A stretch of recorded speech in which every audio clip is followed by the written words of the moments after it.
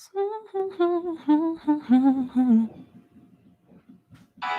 the therapy when your hush just like a drum, beating louder with no way to guard it. When it all seems like it's wrong, sing along. My life. Into the feeling which steady started. When the nights get cold and the rhythm starts to fall you behind, just think about that moment when you look yourself right in the eye. And you say, I wanna dance. And you let me go away. Nothing is not going on. Oh, okay. Wait, okay. Is anyone here? We don't need to worry, just when we fall, we know how to land. Hi. Talk the talk, just walk the walk tonight. Pop, pop. We don't need permission. This is something. Hello. Okay, cool. This is going down. This is how we do it. Just how to break, just keep the vibe, yeah. There's no looking back. All right. Okay. This is like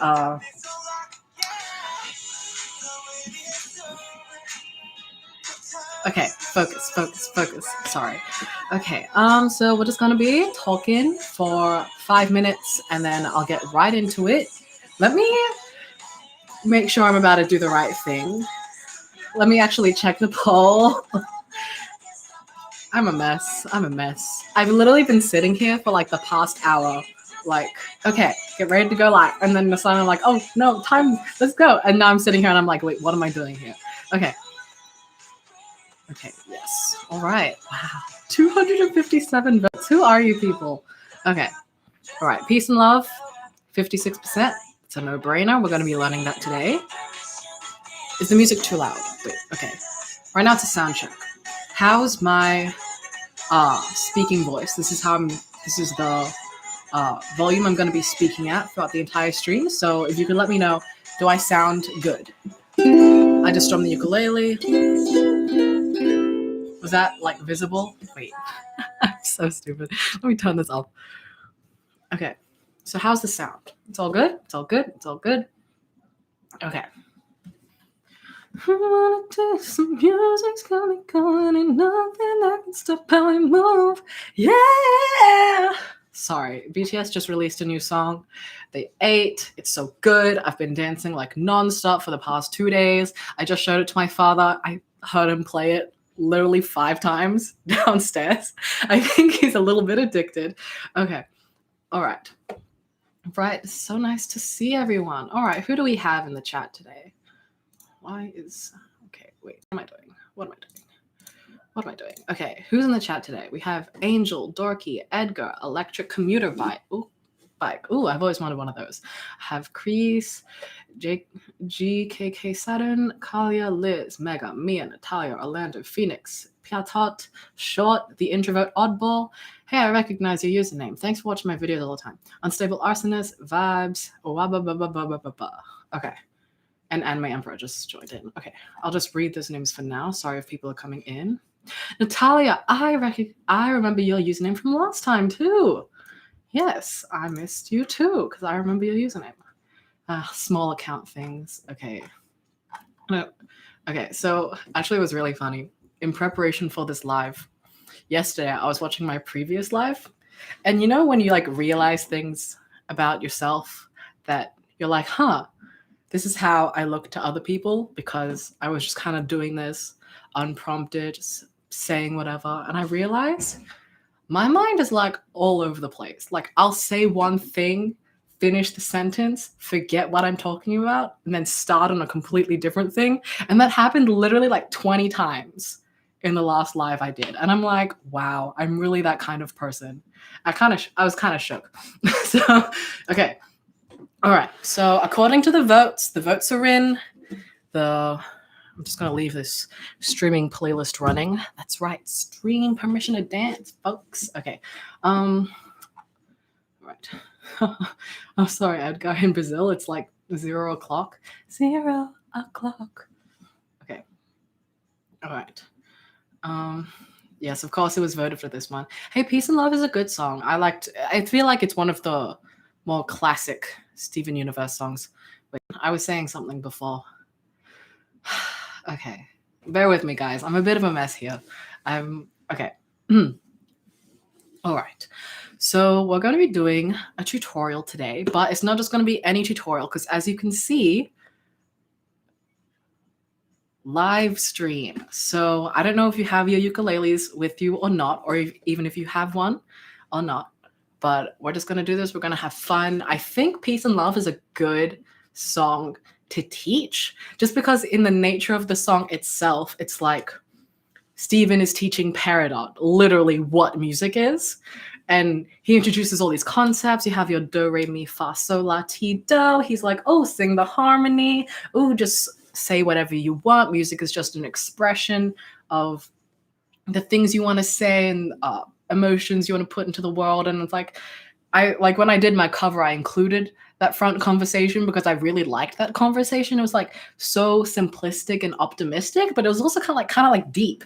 And I was like, okay, yeah, I see where it's going. And when everyone was like, hey, teach peace and love on the planet Earth, I was like, you know what? This is an opportunity. This is like an opportunity because let me Steven it and you will be my peridot to my Steven. So yeah, I just thought of that. No, I didn't. Okay, so okay. We have 43 viewers. Wow. Okay. Mic check. You can hear me. Can you see me? If I move around, do a little finger dance, you can hear everything. Che, it's so good to see you. Everyone say hi to Che in the chat. Mwah, my love. We did the latest cover that I uploaded, Microcosmos. They did it with me. They mixed it. They were so cool. Their voice is amazing. And it was just, mwah. I think that's one of my favorite things I've ever put on this channel. Okay. All right. I need to calm down. Okay.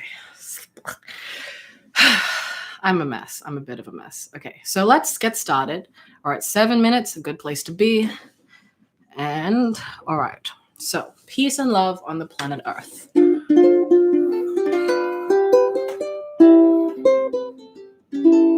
All right. So the thing about peace and love on the planet Earth is that it's a very progression song. What do I mean by that? It means that the song has like a chord progression.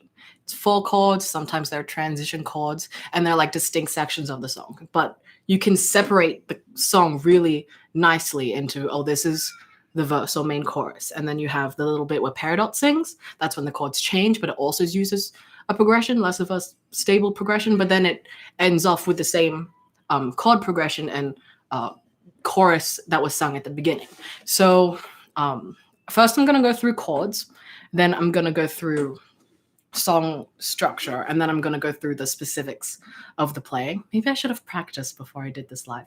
You know what? Whatever, let's wing it. Okay, so peace and love on the planet Earth. This is the chord progression that is throughout the first entire bit.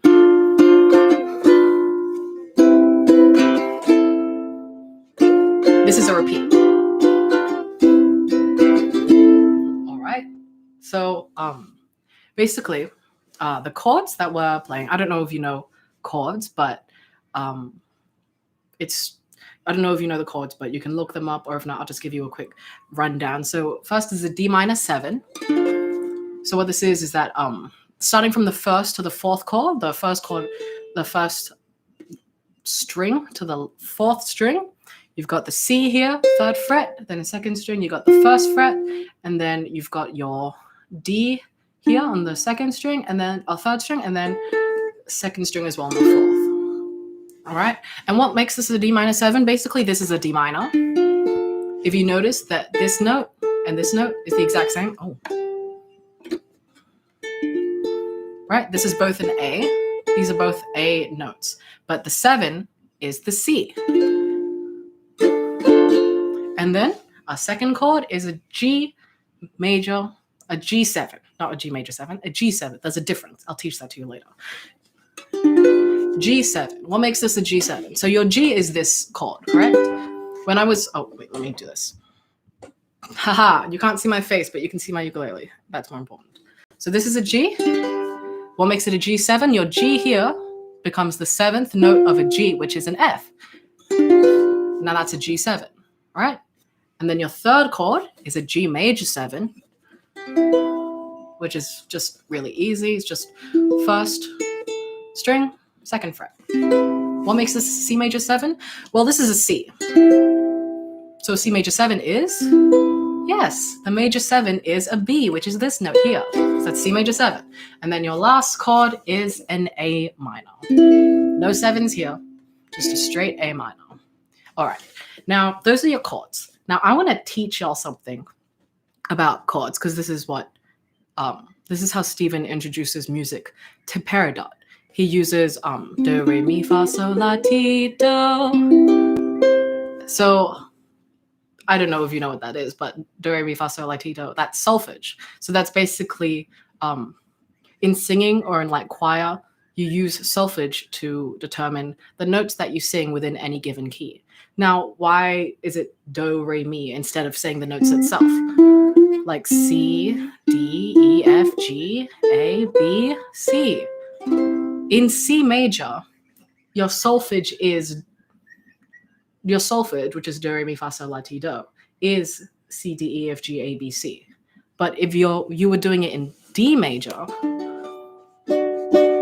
your solfege, do, re, mi, would be D, E, then F sharp. Like, so do, re, mi describes the relationship between notes in a key, but the key can change. So the idea is that you have a framework of notes that you can pick up and place in any key you want to sing, but the relationship will still sound the same between the notes, because that's how music works. You know what I mean? Okay, hold on. Let me just read the chat to make sure y'all are following along. Yes, I know my theory. This is basic theory. This is 101 theory. So this is why I wanted to include it, because when Stephen says do, re, mi, fa, sol, la, ti, do, right? And then peridot goes do, mi, so, do. That's a chord. So every chord is, well, most chords are comprised of either 3 or 4 notes. So C is comprised of do, mi, and so. That's same for every single simple major chord, is the do, the mi, and the so. In D, the do, mi, and so is D, F sharp, A. And then if we went up to E, the do, mi, so of E major is E. Hold on, I'm transposing. Okay, you get what I mean. Tell me if this is dumb and I should get just back to the, song or whatever. I'm just kind of doing this by ear. So the idea is that Stephen is teaching peridot about solfege, and then he teaches her about chords by just letting her pick out the notes of what he's playing. And like, this is the relationship of what they sound together. This is like the solfege of what he's using. So, you know the chords. I'm going to teach you the strumming pattern, the main strumming pattern of the chords that goes throughout the song. So you start with a D minor 7. This isn't the strumming pattern. This is me just playing it. So you get used to the rhythm. So it's da, 2, 3, 4, 1, 2, 3, 4, 1, 2, 3, 4, 1, 2, 3, 4, 1, 2, 3, 4, 1, 2, 3, 4, 1, 2, 3, 4. Why am I counting out? Because to know the beat of the song, like knowing the beat and the tempo at which you play the song is really more important in strumming than you think. A lot of the times when people are starting out learning songs or learning chords, they will know the chords and they'll try to play along with the song. But because they have an understanding of what the song sounds like, but they don't have an understanding of how the rhythm sounds like, the strumming doesn't always match the song they're trying to play, you know? Sometimes I don't know if I can demonstrate that because I know what the song sounds like and I can't really purposefully do a bad one. Okay, so the idea is that 1, 2, 3, 4, 1, 2, 3, 4, 1, 2, 3, 4, 1, 2, 3, 4. Every chord occupies 4 beats, and that's what we call a bar. So, so your D minor 7 is the first bar. G7 is the second bar, C major 7 is the third bar, A minor 7 is the fourth bar. And then how does the strumming, the plucking go for that? So I'm going to zoom in here. All right, let's hope this works. All right, so what I like to do, the good thing about this song is that the left hand, the hand holding the chords, doesn't need to change in order to fit the style that the song is playing in. So the only thing that really affects how the song sounds and its instrumental is your plucking hand. So let's number the strings, 1, 2, 3, 4. All right. So the good thing about this is that I'll take care of that later. The good thing about this song is that the plucking pattern is kind of really simple. So I'll just demonstrate it for you once.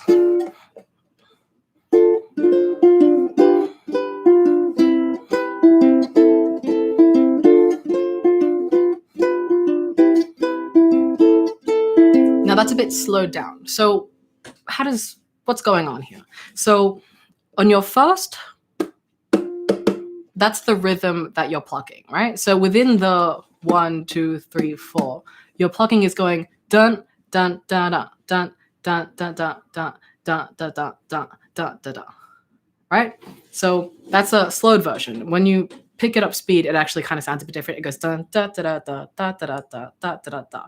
So the important thing is to get that rhythm in your head, because a lot of people, they struggle with singing and playing at the same time because your hands are focused on doing one rhythm while you're singing like in a different rhythm. But the important thing is if you can match those to be the same rhythm, then your brain will see it as one thing and you'll be able to coordinate it better. Some songs are easier than others. So da, da, da, da. Now, what are your fingers playing when you do that? So on the first one, you're only doing the last 3 strings. And then the second one, you're doing all 4. And then on the da, da, it's 2, 2, 3. So da, da, da, da, da, da, da, da, da, da, da, right? And then the second chord is almost the same thing. The next 3 chords use the same plucking pattern. You have to listen out to what Stephen is playing to kind of realize what notes he is plucking.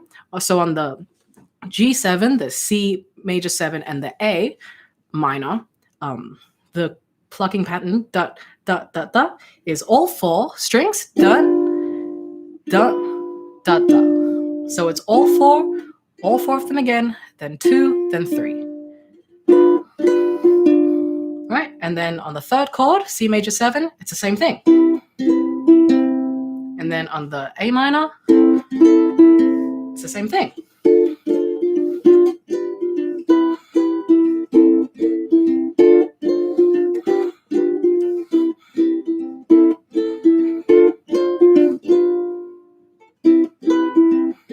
So you notice on how some of them I'm not doing the 3 and 4. Instead, I'm just doing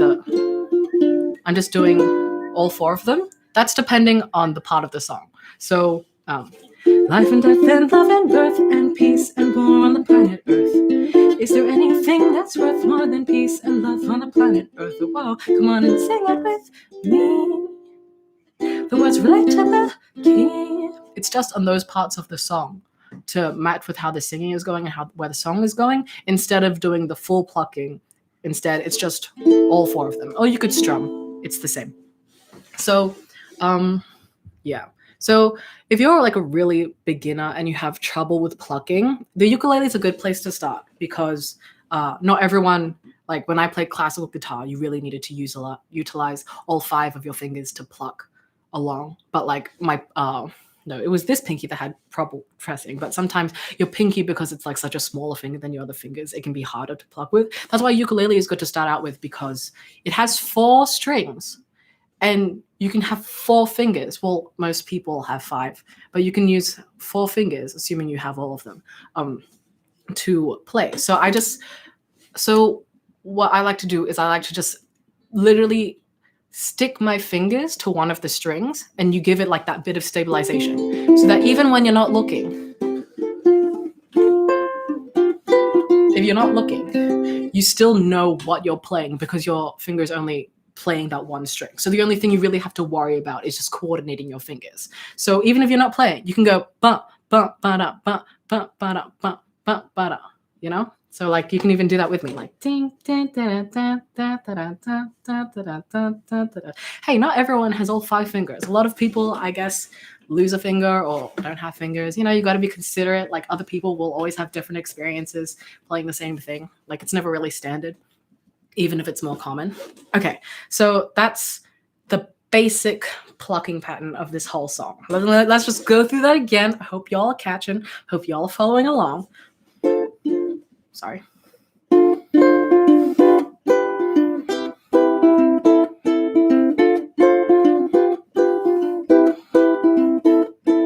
you might be asking me, you might be wondering, Gray, why in D minor 7 aren't you playing the first string? Why are you doing this instead of this? And for that, I answer you, that's just what Stephen's doing. How do I know? I can hear it. You can't hear this note when Stephen plucks the first chord. And that's literally the only reason why I don't play it. It's just I'm copying exactly what Stephen does in the music in the show.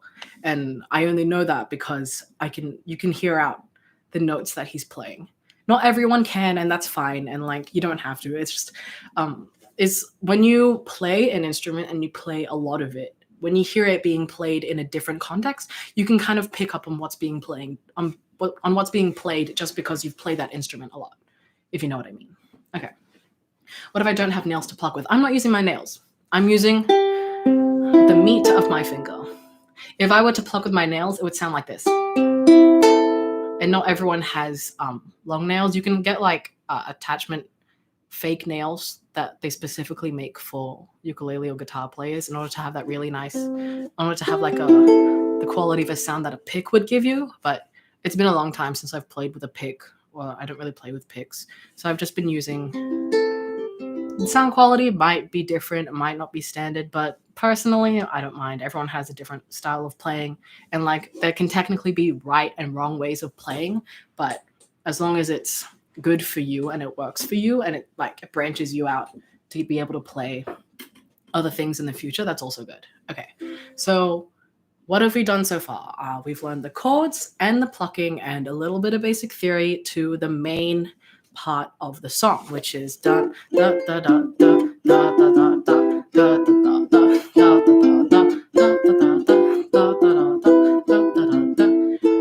This third time, just one strum.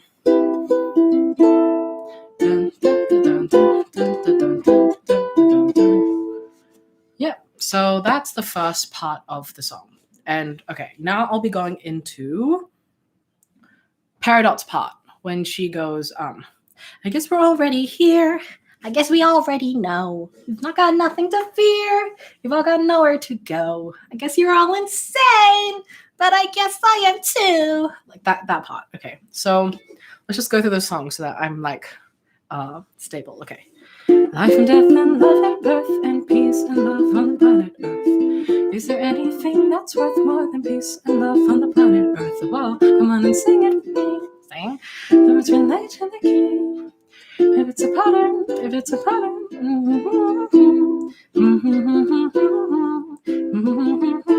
Listen here for me to the empty symbol on the planet Earth. Yes, that's it. That's so easy. What's fun about it? You should write something. You should write a song. Why do I remember everything? About what? I guess we're already here. I guess we already... Notice how it's the same? We've all got something to fear. We've all got nowhere to go. I guess you're all insane, but I guess I am too. Anybody would be if they were stuck on Earth with you. Life and death and love and birth and then by the time we reach that part of the song, it's back to the beginning, back to the same choral main part of the song. So what is peridot doing? Basically, the idea is that your plucking still works the same. We've got nothing to fear. So it says D minor 7, G7 to go, C major 7, A minor, and then there's a slight chordal change. So we got something to fear. E7. What's an E7? So we have your from first string, you've got your B here on the second, an open E, a D, and this is what makes the 7. This is what makes the E interesting. A lot of what Rebecca Sugar does, or like in this specific genre of songs, she uses in a C major. In a C major key, she uses an E7 a lot. And what does an E7 mean? So this is an E. All right. So it's slightly different than what we just heard. So the idea is like it's like a C major, but it's just an E. You know. But what an E7 does is that it introduces this 7 element. This note is a D. A D is the 7th of an E, which is just numbers. It's just all numbers. So, but you can also translate that. It's the exact same chord, but it's just in a slightly different position. So you kind of get like a different color of the notes, like a different range of the notes, because it's a lot lower. You have this open E, which is like one of the lowest sounds on the ukulele, because ukulele is quite limited in its range. So an E7. Now the only difference is that this E7 occupies 2 bars instead of 1 bar. So that's 8 counts altogether. 1, 2, 1, 2, 3, 4.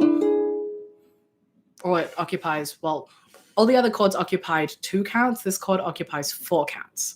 Sorry. E7 and then A minor. Right, and now we go to a G, played in strum. 1, 2, 3, 4. Then a C major 7. 1, 2, 3, 4. And then D minor 7. 1, 2. G7, 3, 4. And then back to the plucking. Dun, dun, dun, dun. But when we transition from peridots part back to the main part of the, you transition from peridots part back to the main choral part, there's like a nice little transition note here where you introduce this note here. See how that adds like a nice little flavor to it. This is a C sharp. Now, what does a C sharp do? A C sharp, it's, I mean, how would I describe that? It's like, because we're in the key of C here. So a C sharp isn't something you would usually put in like a C key, if that makes sense. But it acts as like a nice little transition back to what's going. So, because your next chord will be a D minor, and that's this note. So essentially, when you're going from a C major to a D minor 7, which is the first chord of the next bar, what this C sharp does is it adds a nice little like passing note. So basically, what the bass part of the song, it goes dun dun dun, which is like a nice stepping thing. So it's literally called a passing note, like from here to pass here, and then that, and then we go back to the beginning.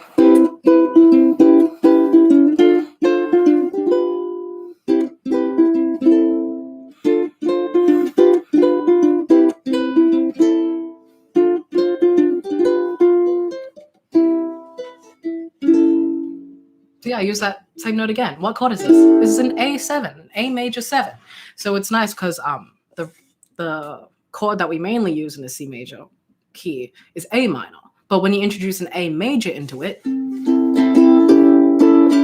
it also it does that same transition thing that I described before. Okay, and that's basically the whole song of, that's basically the whole song of the main part of the song. But I also wanted to teach you guys how to do the intro part, the part where do, re, mi, fa, sol, la, ti, do, and solfege, and T, and what, and oh, we're making music, that part.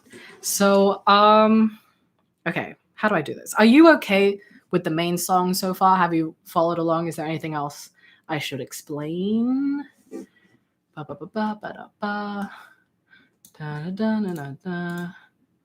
Dun, dun, dun, dun, dun, dun, dun, dun, dun, dun, dun, dun. All right, y'all good? Y'all good? Y'all good? Okay. I've got it. All good. Okay, I'm just assuming here. I'm putting this up afterwards, so it's a big mess for anyone to follow along with probably a ton of timestamps, so people don't get too mad at me. I'm rambling here. I'm a talker. I do this. Okay, so that's the main song. Maybe I'll just play through the whole thing. Maybe sing for you too. But like, let's just follow along with everything. Okay. Life and death and love and birth and peace and war on the planet Earth. Is there anything that's worth more than peace and love on the planet Earth? Oh, whoa, come on and sing it with me. The words relate to the king. If it's a pattern, then just repeat after me. Life and death and love and birth. Life and death and love and birth. You see me, for me to lie. And peace and more on the planet Earth. Yes, that's it. But that's so easy. And that's what's fun about it. You can write something, write a song. Now what? Whatever you're thinking. I guess we're already here. I guess we already know. We've all got something to fear. We've all got nowhere to go. Guess you're all insane, but I guess I am too. Anybody could be if they were stuck on Earth with you. Passing note. Go. Life and death and love and birth and life and death and love and birth and life and death and love and birth and peace and more on the planet Earth. Is there anything that's worth more? Is there anything that's worth more? Is there anything that's worth more than peace and love on the planet Earth? Oh, what do I do at the end there? Okay. Is there anything that's worth more than C major? All 4, 2, 3. Peace and love on the planet. One more strum. That's all it takes to end the song. If you understand like the rhythm and like the strumming and the pacing a bit more, you can kind of just like use the bare bone framework of the song, and then you kind of just add whatever. It's a good thing about songs. You can kind of just play it however you want. And as long as there's like a basic structure that's recognizable to the original format, anyone can recognize, oh, hey, you're playing that song. And even if you don't, you try it. It's a thought that counts. It doesn't matter if you do it right or not. Yeah. Okay. So, all right. I went over the strumming pattern earlier. So if you just came, you can probably look before and see how that's done. Okay, so now I'm going to teach you the first part, the do, re, mi, fa, sol, la, ti, do. Okay, if you really want to learn about the do, re, mi solfege, there's that song in Sound of Music. I don't know if a lot of people, I don't know if kids still watch that movie these days, but that basically taught me everything I needed to know about do, a deer, a female deer, re, a drop of golden sun. Basically, it just hammers the solfege into your head, so it's easy to remember, and as well as develop that relationship between notes. That's good to learn when you're starting out at music, I guess. Okay. Also, I use they them pronouns, by the way. I know I put it in the chat, but like just to let you all know. Okay, so we're gonna start out with the intro part. I'll just put it out. Do, re, mi, fa, sol, la, ti, do. So what is that? So that is basically the C major scale. So in the ukulele, your scale, let me just angle it so it's easy to see. Your notes or your strings in a ukulele is G, C, E, A. So basically the ukulele is geared towards playing in C major, which is why a lot of songs in Steven Universe are in C major. If not, they're in G major. It's like they're pretty standard kind of keys. So the idea is that this note C, I won't get too much into the theory just in case it loses some of y'all. So the intro part, C, which is the open third string here, then D is the second fret, and then E is the second string, and then second string first fret, that's an F, and then G is the third fret, or it's also the same as the note up here. That's both a G, and then A, open first string, and then B, open whatever string, I'm saying anything, and then C is the 3, C major, or let's go into the specifics of the intro now. So do, re, mi, fa, sol, la, ti, do, and then Steven plays what peridots says, do, mi, so, do. Now the interesting thing about the ukulele is that that's not the order that the strings are in. Your lowest note is actually the third string here. So you start on this string. So you start on the 2, you start on the third string, second string, then the fourth string, which is the G, and then up here. So do, mi, so, do. And then you do the same thing, but instead of the C, we're doing a B, which is a C major 7, which is a B. And peridot says do, mi, so, ti, because B is the T in C major. And then we go into a C7, which is different than a major 7. And okay, technically in this part, I find this part really funny, is that Peridot calls this, isn't music, isn't pretty, single syllable, do, mi, so, ti. The interesting part is that in a C major scale, this note wouldn't really be considered the T because it's actually the B flat. It's not the B. And in C major, the B is actually the T in C major. But in C major, the B flat is not a T. It's something called a te. So I'm not really good at solfege. I only really I never really used it much because I was able to develop a relationship between chords, which is more based on numbers than it is on solfege. So this is actually do, mi, so, te, but Peridot doesn't know that. It doesn't really matter. It's a minor thing that's not in the show. And we'll see it show up later where Peridot also mislabels an F7 chord as a do, mi, so, do. And I'm like, that's not true. But, whatever. We'll get to it. Yeah. Yeah, and when the 6th is flat, it's le, not la. So like every solfege has like an in-between because the major scale consists of all majors, consists of like a certain spacing, but there's still notes in between that aren't being played because those are introduced in like different keys basically, or in augmented versions of chords. So this is a do, mi, so, te. This is an F. We're making music.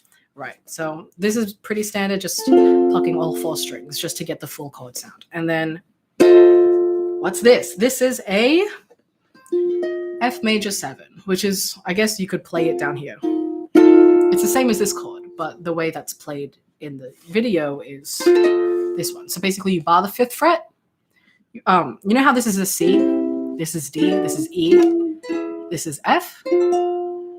And then if you add the E, if you add the note E here, that makes an F7. Yes. Do, mi, so, ti. It's not. And then Stephen goes to the C major. We do the same plucking pattern as throughout the song. And then we go to A7. C major 7. Then A7.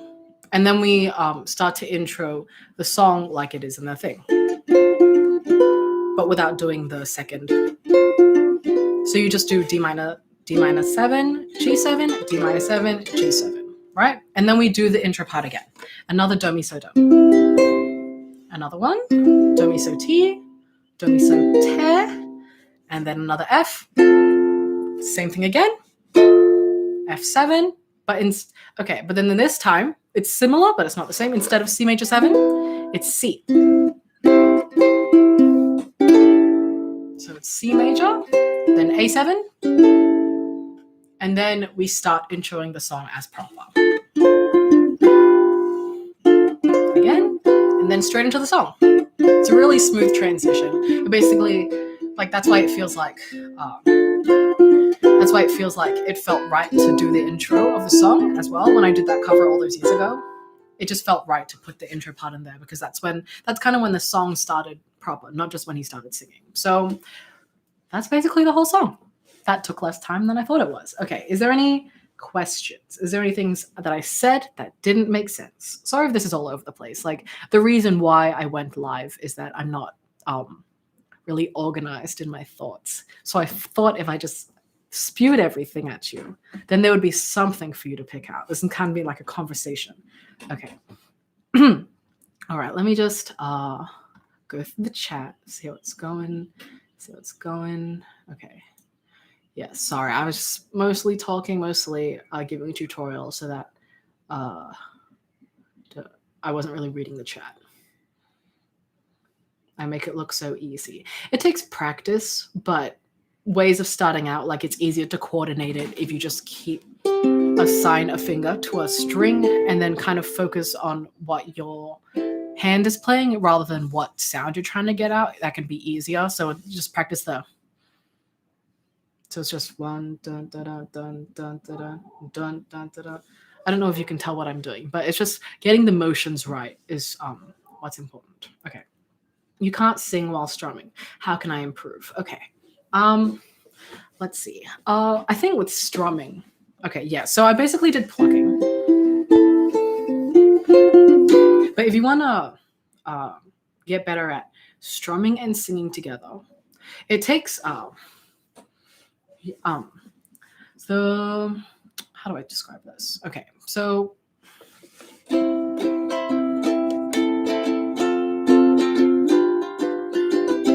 don't know what I'm playing. This is just me strumming.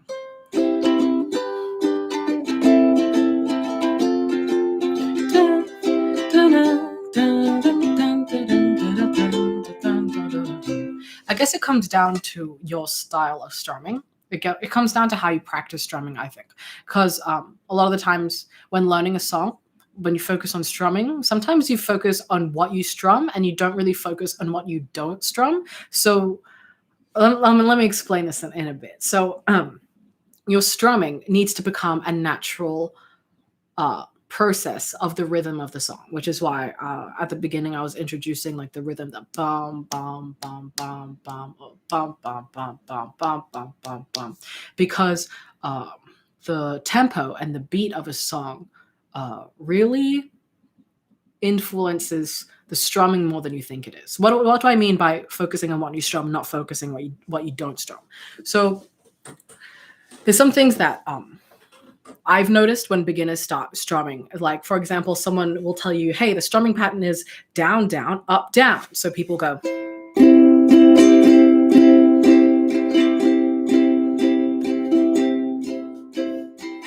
Right? And you don't really are told, you're just told what's down and what's up, but you aren't focused on what your hand is doing before and after the down and up. So basically the point what I'm trying to get to is that when you strum a song, your hand is actually making the same motion throughout, is most of the time. This isn't throughout everything. Your hand is making a basic up and down motion throughout the entire song to the tempo of the song. Like, let's use Peace and Love as an example.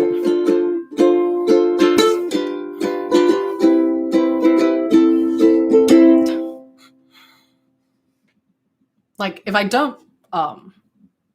I'm not playing, just look at my hand while I'm not playing. I'm trying to make this make sense. I don't really know how to describe it. So when you're not playing, when you're not strumming, your up and down motion of your hand needs to be as even and as natural as possible. Sometimes when you're just focusing on the down and the up strum, your hand can be very tense, and it takes a lot of effort and concentration in order to get the right tempo or the right rhythm that you're going for when you're strumming. But if you can develop your strumming to be a natural up and down motion, and the only difference in your up and down motion is whether you're playing, with whether your hand is touching the string or your hand is not touching the string. So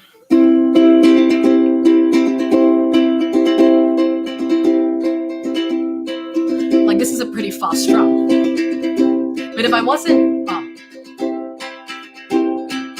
so you could describe that strum as a down, down, up, down, up, down, up, down, up, down, up, down, up. But my hand isn't going down, up, down, up. My hand is going down, up, down, up, down, up, down, up, down, up, down, up, down, up, down, up.